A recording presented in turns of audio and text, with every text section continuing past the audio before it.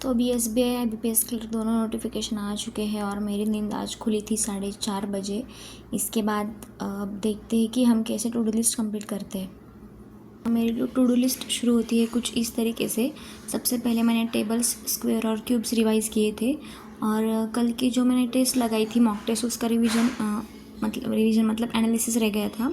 तो अच्छे से एनालिसिस मैंने किया था कहाँ कहाँ मेरी गलती हुई थी, क्योंकि अभी क्वांट में मेरे मार्क्स थोड़े और कम आ रहे हैं, तो वही किया था।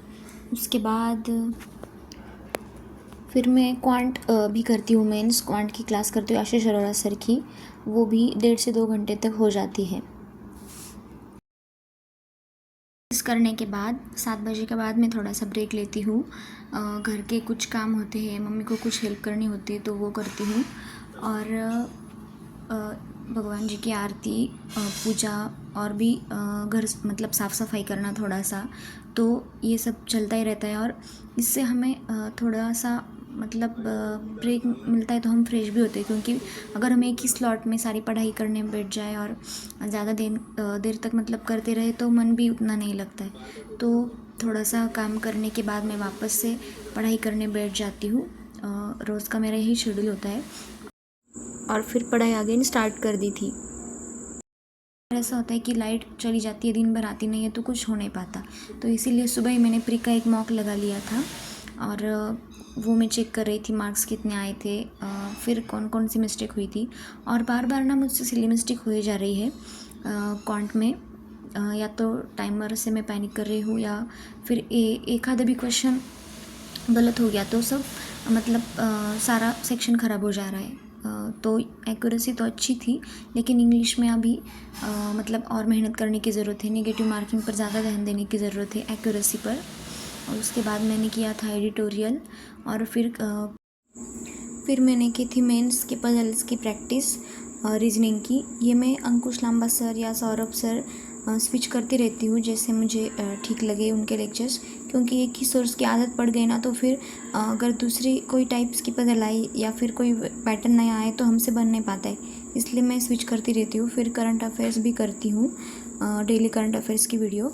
और उसके बाद ये मैंने लाइव मॉक दिया था IBPS क्लर्क का और एक उसी का डिटेल्स एनालिसिस देख रही थी, जो कि 64 मार्क्स आए थे।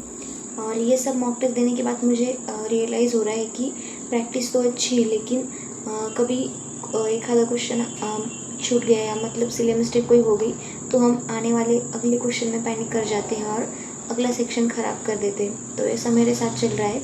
इंग्लिश में कभी कभी तो 25+ आते हैं और कभी कभी तो 15+ आते हैं। मतलब निगेटिव मार्किंग बहुत बड़ा रोल प्ले करती है। एरर डिटेक्शन में मार्क चले जा रहे हैं और वो कैब में, तो वहाँ मुझे ध्यान देना है। और मेंस के मॉक भी अभी मुझे शुरू करने, लेकिन कब ऐसा होता है कि लाइट चली जाती है, कभी नहीं आती। तो अब देखते हैं कि कैसे कैसे होता है। और डेली करंट अफेयर्स की मैं वीडियो मुझसे बन पाती है तो करती हूँ, वरना वीकली की जो PDF आती है उससे मैं रिवाइज़ करती हूँ जेरोक्स करके। और स्मार्ट कीड़ा पे जो CA मॉक ड्रिल होती है उन्हें मैं अटेंड करती हूँ। तो आप भी कर सकते हो गाइडली से या फिर टेक्स्ट बुक से, लेकिन हाँ करंट अफेयर्स की रिवीजन होनी बहुत ज़रूरी है प्रीलिम्स से पहले भी। तो आज तो इतना ही था आज की वीडियो में। अब देखते हैं कि आने वाली वीडियोस में मेरे मॉक टेस्ट में मार्क्स कैसे बढ़ते हैं और मेंस के सेक्शनल स्कोर भी मैं आपके साथ शेयर करूँगी।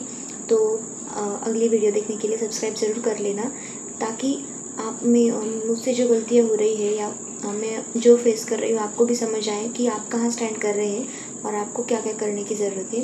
तो वीडियो पसंद आई हो तो सब्सक्राइब ज़रूर कर लेना और ये भी ज़रूर बताना कि आपके मॉक में स्कोर कितने आ रहे हैं, क्योंकि जब तक आप कॉन्वर्जेसन नहीं करते तो मुझे भी पता नहीं चलता कि मैं वीडियो बना रही हूँ, एफर्ट्स डाल रही हूँ, लेकिन उसका कोई फ़ायदा भी हो रहा है कि नहीं। तो कमेंट करना बिल्कुल भी मत भूलना।